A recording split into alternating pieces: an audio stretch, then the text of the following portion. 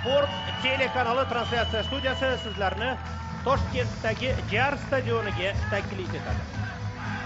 Yana bir necha daqiqadan so'ng ushbu o'yingoh maydonida Oliy Liga 11-turining dastlabki uchrashuvi boshlanadi. Mamlakat chempioni Toshkentning Bunyodkor jamoasi Farg'onadan tashrif buyurgan Neftchi klubini qabul qiladi. Ekranlaringizda farg'onaliklar zaxira o'rindig'ini ko'rdingiz. Bu esa maydonda bir-biri bilan salomlashayotgan futbolchilar va hakamlar. Birozdan so'ng bahsda ular bir-birlariga xush kayfiyat tilashyapti, ammo bilasizmi, uchrashuv davomida baribir ular bir-biriga raqib bo'lib qolishadi va har ikkala jamoa g'alaba qozonish uchun qo'lidan kelgancha harakat qiladi. Har ikkala jamoaga ochkolar suv va havodek zarur desam aslo mubolag'a bo'lmaydi. Neftchi musobaqa jadvalining quyi pog'onalaridan imkon qadar yuqoriga ko'tarilish haqida o'ylayotgan bo'lsa, Bunyodkor chempionga xos o'yin namoyish etib, birinchi o'rin uchun oltin medallar uchun bahsni davom ettirishi barchaga oydek ravshan.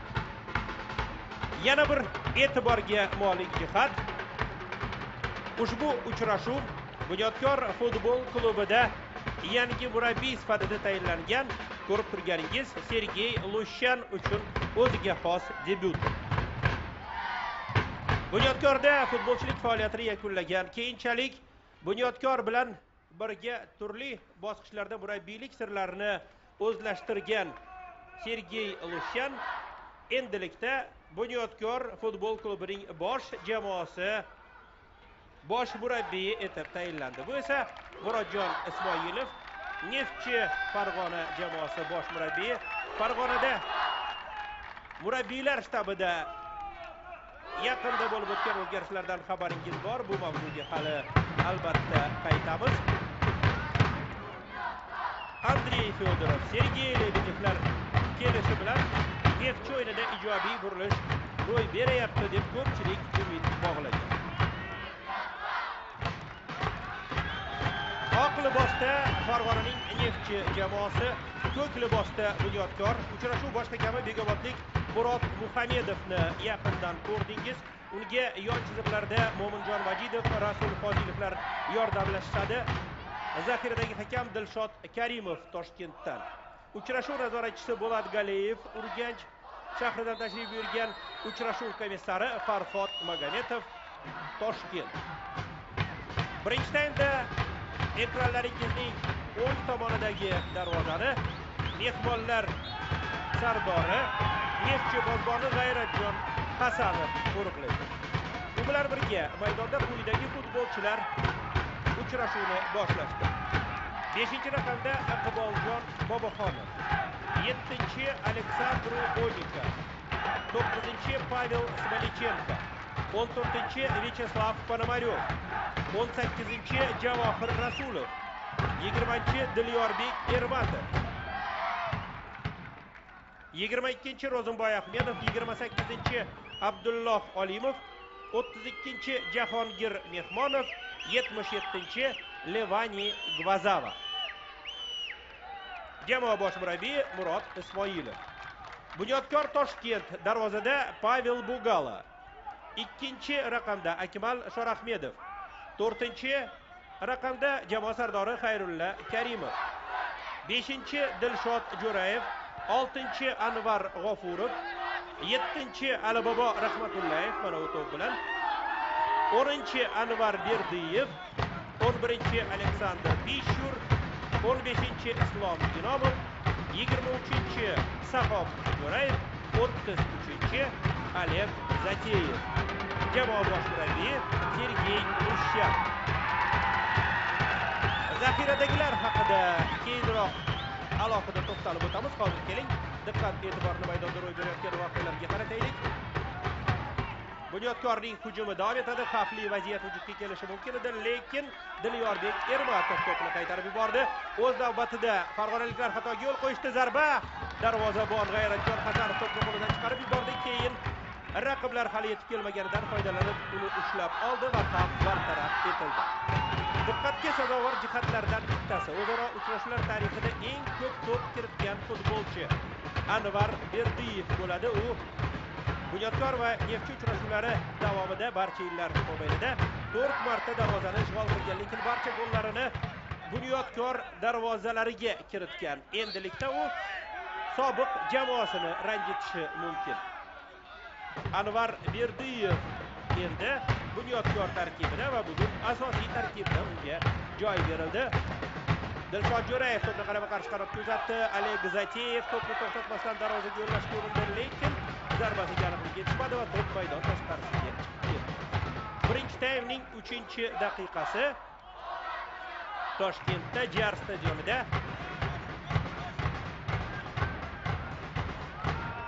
Farg'onaning Neftchi jamoasi mehmon bo'lib turibdi va Bunyodkor bilan bahs olib boryapti.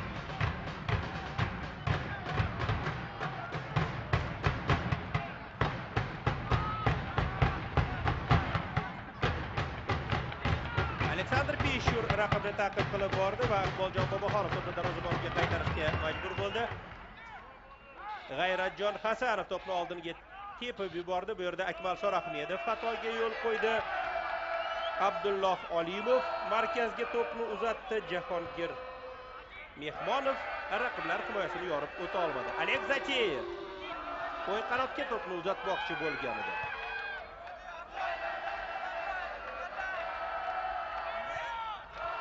Dastlabki daqiqalardan ko'rib turibsiz, har ikkala jamoa a'zolari hujum haqida ko'proq o'ylashayapti.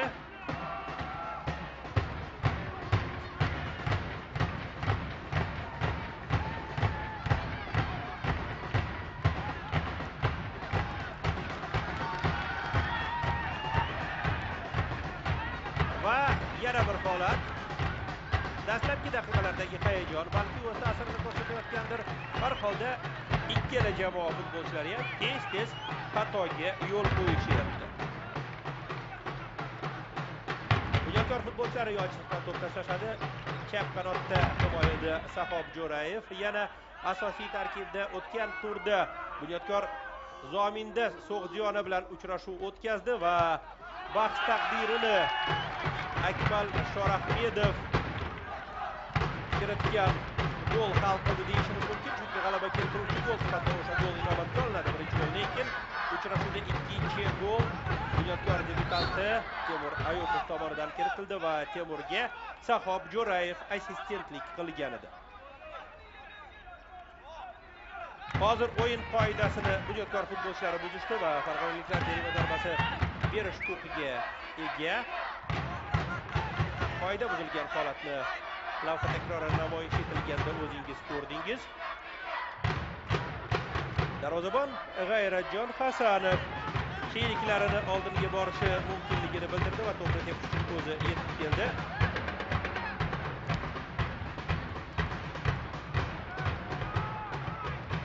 Mana bu yerda esa Akmal Shorahmedov yolg'iz.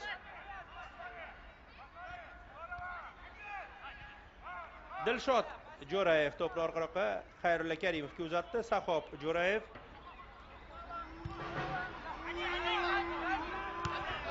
e'tiborga molik jihati bugun Dilshod Jo'rayev va Sahob Jo'rayev maydonda. Jo'rayevlarning ikkalasi asosiy tarkibda maydonga tushgan.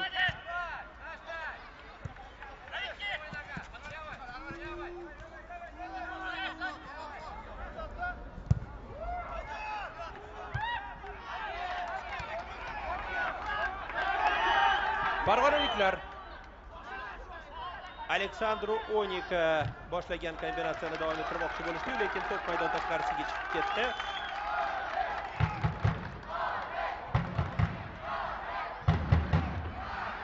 Dilyorbek Ermatov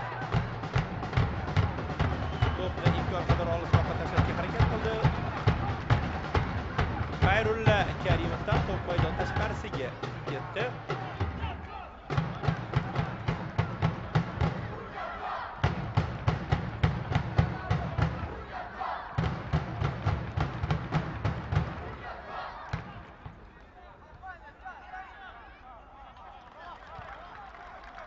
Mezbonlar yana hujum tashkil qilish tadorigini ko'rishyapti. To'p oldinga uzatildi va e'tibor bering, yana himoyaning qo'pol xatosi, xavfli vaziyat, ammo mana shu to'p uzatilgan joyda zarba berishga tayyor hech kim yo'q edi mezbonlardan. Natijada Neftchi futbolchilari darvozasi oldidagi xavf yo'qqa chiqdi.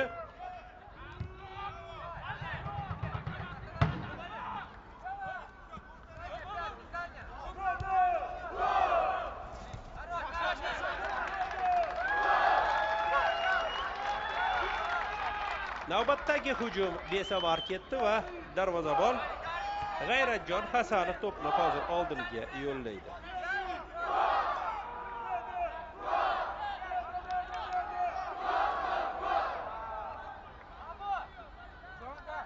Bunyodkor futbolchilari ortda qolgan 10 tur mobaynida 21 ochko to'plashgan va kiritilgan hamda o'tkazib yuborilgan to'plar farqiga ko'ra hozir musobaqa jadvalining 3-pog'onasidan joy egallab turishibdi. Farg'onaning Neftchi jamoasi 10 uchrashuvda 9 ochko to'plagan va hozircha musobaqa jadvalining 11-pog'onasida kelayapti. Mana bu yerda himoyachilar to'pni darvozabonga Hasanovga qaytarishdi. G'ayratjon to'pni maydon markaziga yaqiniga yetkazib berdi. Shorahmedov, Alibobo Rahmatullayev raqib jarima maydoniga to'pni uzatmoqchi bo'lgan edi, ammo bu yo'nalishda to'p uzatilishi mumkinligini farg'onalik himoyachilar ham kutib turishgan edi. Natijada hujum ortiqcha qiyinchiliklarsiz qaytarildi. Islom Inomov hujum chizig'iga to'pni uzatmoqchi bo'ldi. Ko'rib turibsiz, qo'pollik ishlatildi, qoida buzildi. Jarima zarbasi belgilandi va uchrashuv boshqa Murod Muhammedov qoida buzarga tanbeh berdi. Anvar Berdiyevga nisbatan qo'pollik ishlatilgan edi.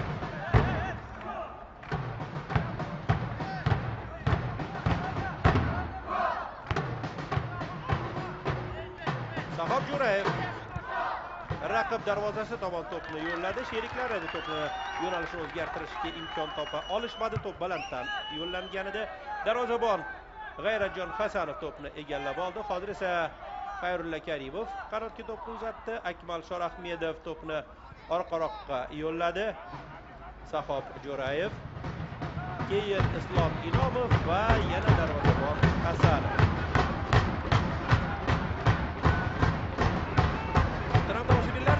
Bundan avvalgi turda hali ta'kidlab o'tgandik, Bunyodkor mehmonda Zominda To'g'yonani mag'lubiyatga uchratdi va navbatdagi 3 ochkoni o'z hisobiga yozib qo'ydi. O'z navbatida Samarqandning Dinamo jamoasini qabul qilgan Neftchi 1-0 hisobida raqibdan ustun keldi va muvaffaqiyat qozondi. Bunyodkor himoyachilari to'pni oldinga yo'llashdi. Bu yerda Pishur Berdiyevga to'pni uzatmoqchi bo'ldi. Ana shu samarqandliklar darvozasiga kiritilgan gol muallifi Ro'zimboy Ahmedov ekani diqqatga sazovor. Ro'zimboy bir paytlar boshqa jamoalar sharafini ham himoya qilgan. Endilikda Neftchi g'alabalariga munosib hissa qo'shib kelyapti. Bugun ham maydonda 22-raqamda o'ynayapti. Hozir esa Bunyodkor yana jarima zarbasi berish huquqiga ega bo'ldi. Hozirgacha Bunyodkor futbolchilari raqiblar darvozalariga 16 ta to'p kiritishgan va o'z darvozalaridan 6 ta to'p olib chiqishgan. Neftchi raqiblar darvozalarini 7 marta ishg'ol qilib, darvozasidan 11 ta to'p o'tkazib yuborgan. Bu jamoalar mavqei haqidagi ma'lumot. Mana bu joyda uchrashuv bosh hakami Murod Muhammedov Bunyodkor futbolchisiga sariq kartochka ko'rsatdi. Sahob Jo'rayev ogohlantirildi.